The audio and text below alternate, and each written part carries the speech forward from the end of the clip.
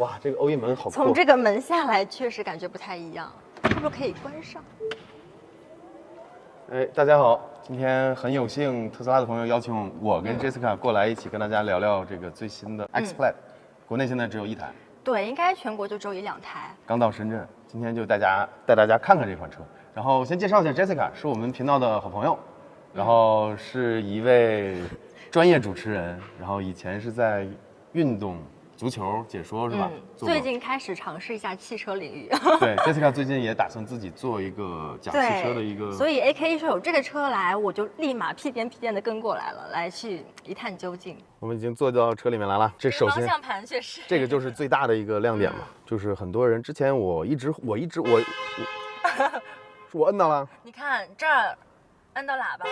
哦，这个真的就是误触，真的就是误触。这个确实是，它现在很多都是都在这里面了，对吧？对，其实是带一定压感的，而且它会给你一个就是那个震动反馈，有一个震动反馈。你看它这还做了盲点，就是你平时不用看，手放在这儿，这就是说你的手指是可以放在上面的，只要不施力就行。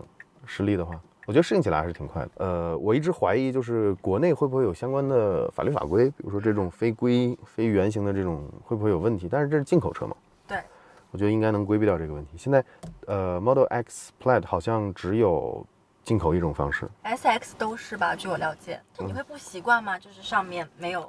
我说一下我的看法，因为这辆车是展示车嘛，没办法开出去。但是正常来说，小的时候我们玩赛车的时候，就是这样的。赛车的话，它的转动比是不一样的。过一个很大的弯，你可能只要动一小点。X Plaid 这辆车上，它的转动比是1:1。也就是说，你如果说真的，比如说在一个掉头车道准备掉头，你可能真的就要把住了，你可能就是要适应上面东西是没有的。这个确实可能说只有到路上才会感觉到，看它到底是不是有到那个精准度，对吧？对，我看了很多海外博主都是说有这个问题，但是他们都是说要适应。我上次有听朋友介绍说，这个方向盘好像飞机上的那个座舱，飞机上也是这样的方向盘。右克盘就是飞机上过来的，有没有开飞机的感觉啊？这可能得上路才知道了。它的加速还真有开飞机的，它可能它的就是那个推背感，可能不比飞机差，因为它100公里2.6秒。对，2.6秒 ，S 都2.1秒哦。哎 ，Plaid S 不是能做到1.99秒吗？目前是2.1秒，据我了解。它可能得开那个什么 Ludicrous 那种模式。包括 X 也有这个模式，就是说我刚在研究这个操作的时候，我发现你要想达到2.6秒的这个加速的话，你是需要有个几分钟的准备的。点了那个按钮，它要把电池的温度，有些地方可能要冷却，有些地方可能要加温到合适的温度，也就是让这个锂电池的放电效率达到最高，然后能达到100公里2.6秒，它是有一个专门的模式的。但是其实我之前的理解是，可能会不会有一个电容。然后电容是可以做到非常急速的这种放电，然后它可以没有那个缓冲的时间。对，它也需要，就比如说电容是干嘛的？比如说从电池里面取电到电容，然后呢，电容有了电了之后，再去把这个电容的电放到传动系统上，能做到一个很快的速度。但后来我了解到不是这样子的，就是它没有电容，纯靠的就是把锂电池优化到它放电效率比较高。所以说，即使没有这个专属的这个赛道模式，这有个叫 drag。直线竞速在英文里叫 drag 嘛，叫 drag race。它这个模式就是我刚才说的，你开了之后，你需要看峰值性能进行调节，正在计算，需要几分钟时间。实际上就是在热泵，再给电池该加温的加温，该降温的降温，释放这个性能呢。如果说你不开这个直线竞速模式，你单纯用 Plaid， 可能加速也就是我估计2.7、2.8、2.9， 3秒左右。也就是说，这个直线竞速带来的这个提升非常小，但是呢，它确实是一种没有电容的情况下纯用电池。我觉得你刚按那一下，那种感觉很不错，因为是车上会有那些感觉，我就感觉要起飞了，而且就是有这样的感觉。而且因为这演示车我们不能开嘛，对，如果能开的话，你开了这个模式，准备好之后，你踩下踏板之后，会有那个画面出来。对，就像穿梭机一样。是。然后这个是挺有意思的。我们聊聊这个展车，最后还是要运回美国是吧？据我了解好像是吧，这个具体也不太清楚，但是好像说这个车确实只能展示，还不能上路。它不能上路，应该是进口过来的，可能相关文件还没到，所以我们也可能很短时间内很难真的去上路体验到。可以先看一下，不管是内饰还是外观的一些变化。可以，我们先看看这些有的没的这些小功能、小配件啊，这个能起到什么作用呢？这个什么作用你不知道？你可能也不用，但是咱需要得化个妆。哇，你这么漂亮，不用化妆的。而且你看这个灯啊，我觉得照的还挺好看的。我的感受是，你既然用了这种近乎全景天窗的这种感觉，你是基本上不会有什么条件下会让你想要把它给打过来的。对女生来说，化个妆啊，然后可以及时的去使用，用完之后肯定还是会挂回去。OK，Model X 这一款车就不是那种走量的，那种能卖出，比如说几十万上百万的。对，是的。所以这款车在一些小细节上，举个例子，你看这儿，碳纤维的，还有就是你看这个储物间，哇，我觉得重点还是这个挡杆吧，就它不是取消了物理挡杆吗？对，拨杆去掉了。其实这个也是像你刚刚说的，是需要一个可能开车适应的过程，但是这个确实也挺超前的。我是没有想到，我记得当时刚出来的时候，就直接告诉大家说，哎，取消了这个物理挡杆，大家就很多讨论说，那我到底要怎么去挂挡？然后其实现在也是给到了一个解决方案。这个事情特别有意思的点在于，上次我看完这个 Plaid S， 他老马说这个部分取消嘛，拨杆要取消，然后他说纯靠自动去判断你要前进还是后退，其实多数情况下是可以实现的，但是有一些我们叫 edge case， 就是一些极端情况，比如说啊，你侧方停车，你前面后面都有车，你出去呢需要前挡后挡，前挡后挡，前挡后挡，复杂的一个过程。这种情况下就一定是不可以完全交给这个系统的，就是可能会比你自己的效率还要低。但是多数情况下，比如说我就停我家车库了，对吧？我确实可以省的。简单的直线操作是可以的，但是如果复杂的那种，复杂的特斯拉的解决方案是提出了2个，一个呢是它把挂挡的方式做在了这儿，这个是可以摁出来的。其实可以再通过这种方式去挂档的。还有一种方式呢，就是通过这个手动的在屏幕上去滑，它很巧妙的就利用到了最边上的这一条 strap。对，这个就比那些可能就放几个按钮在这里可能要更好，因为是这样，你在车里呢，你悬着你的手，其实这个操控是不精准的，所以其实做成这种手势是比较合理的。对，而且你可以这样，你一个手把在这边。就是做这种操作，好想把它开走啊！它甚至会有提示，长按进入空档，好，现在已经进入空档了，点击进入 P 档。其实我觉得这3种方式都可以。右手挂档这个逻辑，其实跟你右手在这边是一样的，是很好适应的，感觉起来还不错。是它确实通过这种方式呢，这就是典型的特斯拉的做的一个事情，就是它通过软件。去解决了一些硬件问题。就举个例子，他以前的车，比如说通过视觉的摄像头，想去替代雨刷的这种传感器，那从厂商的角度来说，它省了一个部件的成本，然后他还是想用摄像头纯视觉的方案来替代掉很多毫米波传感器，实现了这个自动驾驶。就特斯拉一直在技术方面，在软件上面。他一直在做一些积极的探索，包括这里，就是他通过一个 UI， 你想就可以解决一个物理的一个结构，就是互相选择嘛。你如果实在不习惯，那说明你不适合的嘛，那你就买别的嘛，就是你又不是没有别的选择。所以我一直还是挺激进的在这一方面，我是赞同有些厂商去做这种积极的这种尝试。而且如果都过于保守的话，其实就不会有变化，对，没有进步，车永远都是这样的一个车。OK， 我们可以看一下这个。这也是我当时看介绍很好奇的一个点。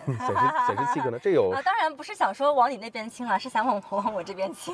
就比如说，如果有人买台车，我坐在副驾，我可以更好的看视频之类的。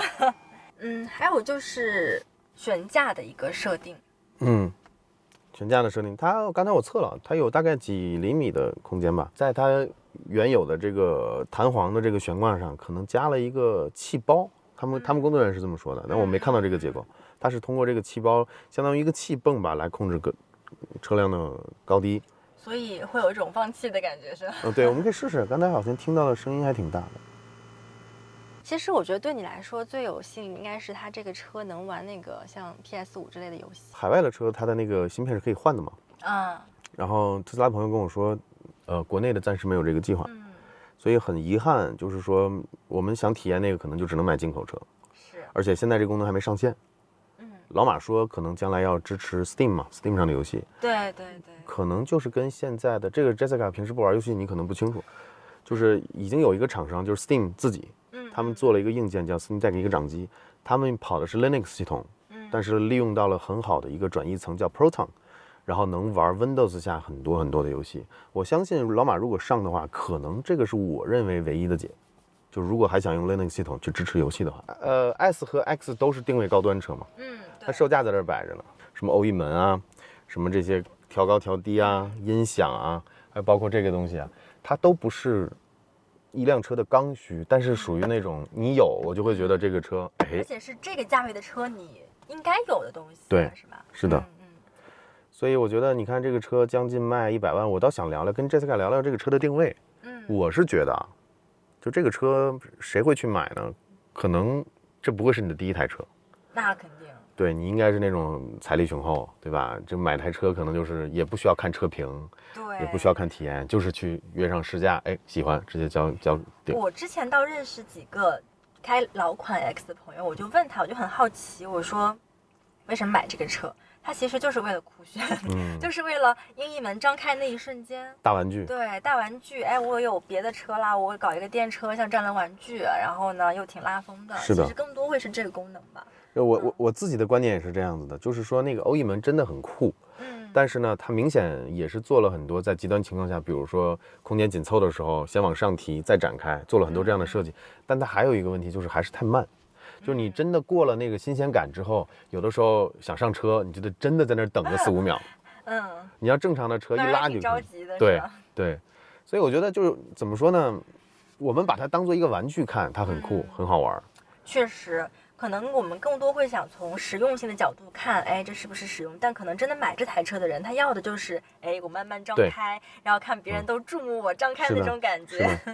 起来，我要起飞了。再配上这个。那个加速的那个 UI， 如果这个定位的车如果能到50万左右啊，我可能会成为受众。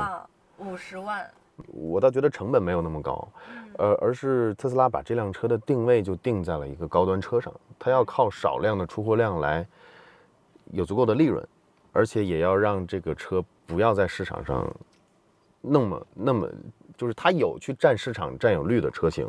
3Y， 但这款绝对不是。对，这款不是。所以我就说很遗憾，如果说这个车能在40-50万这个价位，我觉得我会是它的受众。但是很开心今天能看一看，我们一会儿去聊一下后排，好吧？哎，我们现在坐在后排，给大家看看后排的这个空间。看我这个大长腿。谁还看车？我也把腿放长一点。这个屏幕呢，不吹不黑，我觉得这个位置很尴尬。不管是真的去看一些。视频也好，或者说真的去操控这个位置不是特别好。但你想，他为什么不坐在这里呢？他坐在这里不是更方便？这样你观影啊、打游戏啊，真的是可以看到的。你这个位置，你想啊，2个人联机打游戏，你想一想，打游戏应该就去前面了。前面不知道能不能让你去打游戏。我记得当时那个发布会上好像说，只有后面可以，行车过程中它是可以打游戏的，接上手柄。所以当时我就脑补这个画面嘛，我说2个人这样去打。然后车还在晃，它这个你有没有想到它为什么上下做了这个前额和下巴这种设计？我不知道。它其实是上下，就是上面的风往下吹，下面的风往上吹。然后其实它这个很好做，就是在物理里面去跑一个仿真。仿真是什么呢？就是尽可能的模拟现实世界的这种物理规则，然后它靠着仿真去反向的去制作了这个结构。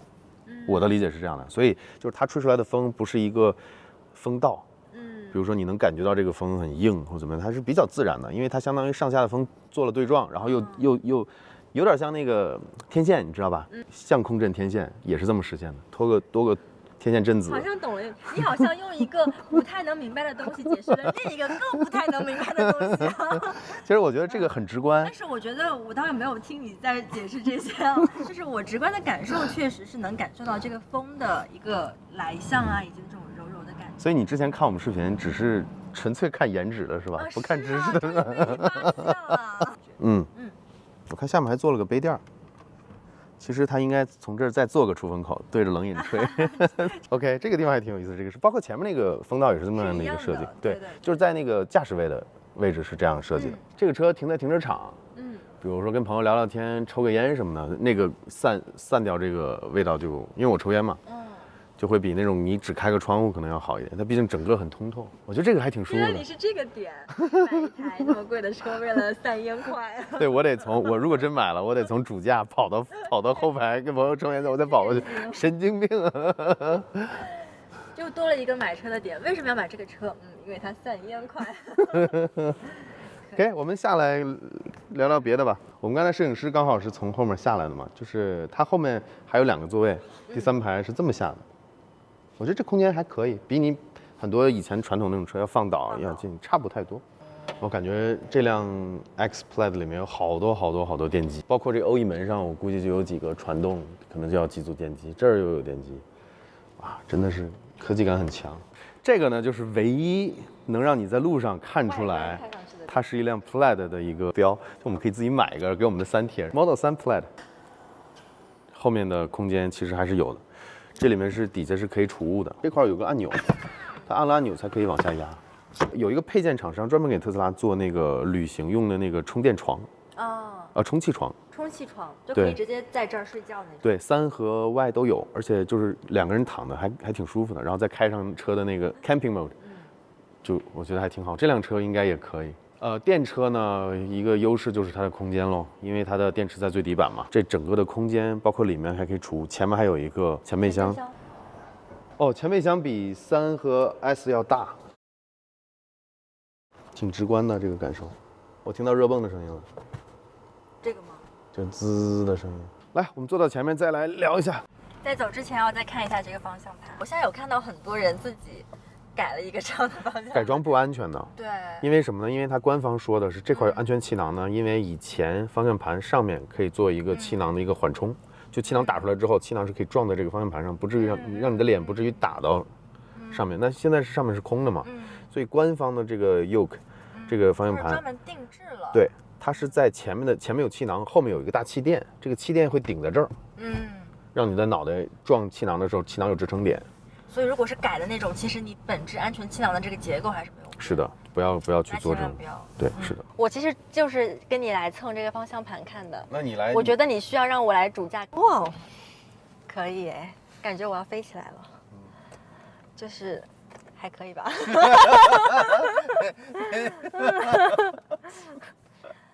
我不知道说啥。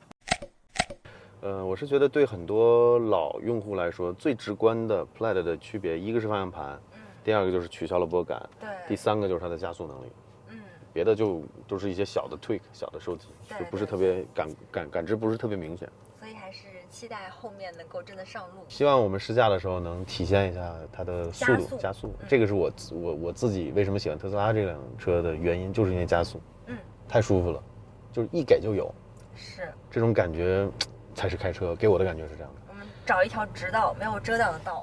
对，当然在最后呢，我再啰嗦一句，就是我们不是做汽车评测的，我就不是个对车特别有好奇或者说有好感的人。车对我来说就是代步工具。特斯拉呢，是因为它加了一些科技属性在里面，是。